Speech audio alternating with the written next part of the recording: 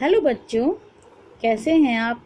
मैं आशा करती हूँ कि आप सभी अपने घर पे अच्छे से होंगे और अपना अपना होमवर्क ध्यानपूर्वक कर रहे होंगे। तो आज मैं आपको पढ़ाऊंगी क्लास सेकंड की ग्रामर का चैप्टर नंबर 1, भाषा तथा भाषा के रूप। भाषा यानी कि language, language and types of language, यानी कि भाषा और भाषा के रूप। तो भाषा क्या होती है बच्चों? भाषा शब्द भाष से बना है, जिसका अर्थ होता है बोलना। हम बोलकर अपनी बात दूसरों तक पहुंचाते हैं और दूसरों की बात सुनकर समझते हैं। यही भाषा होती है।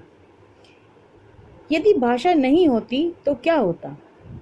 कभी सोचा है अगर भाषा नहीं होती तो क्या होता?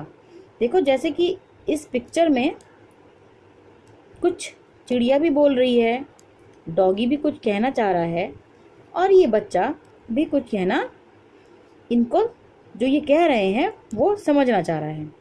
लेकिन इस बच्चे को इस डॉगी और इस चिड़िया की भाषा नहीं आती, तो इस अभाव में वह इन दोनों के अर्थ को नहीं समझ पा रहा है।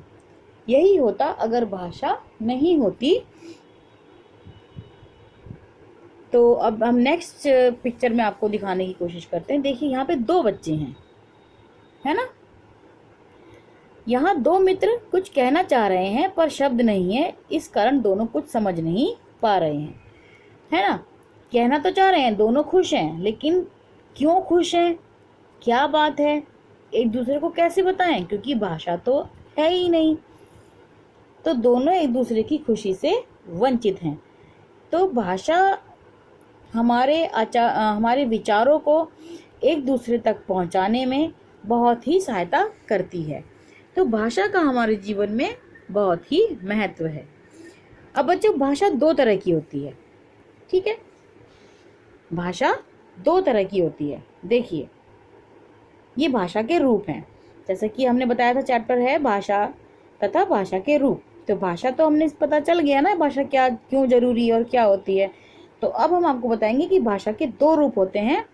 एक होता है मौखिक और दूसरा होता है लिखित। मौखिक में हम बोलकर और सुनकर भाषा को समझते हैं। लिखित रूप में लिखकर और पढ़कर हम भाषा को समझते हैं, ठीक है। इधर देखेंगे हम। देखो, इस पिक्चर में अध्यापिका बच्चों को पढ़ा रही है।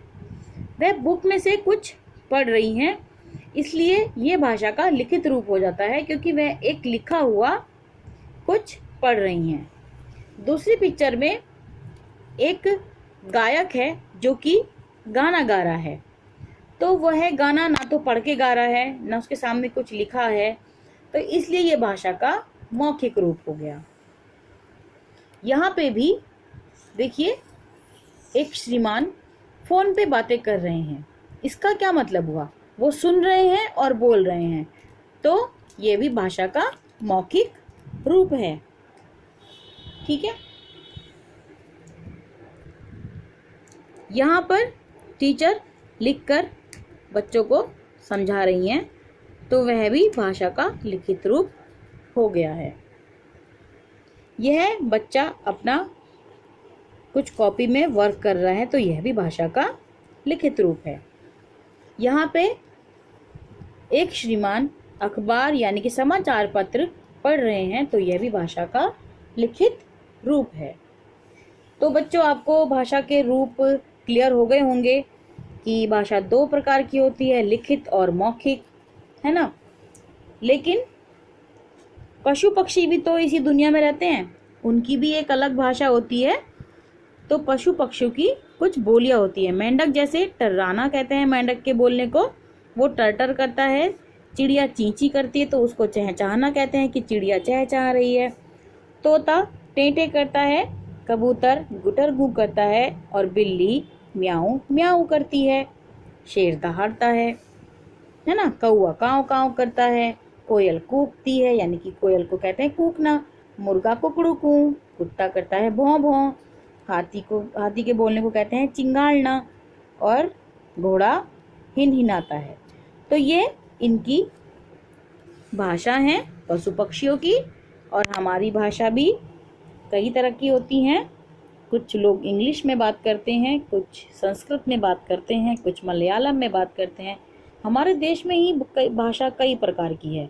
ठीक है, तो आपको भाषा समझ में आ गई होगी ना, भाषा हमारे लिए कितनी आवश्यक है।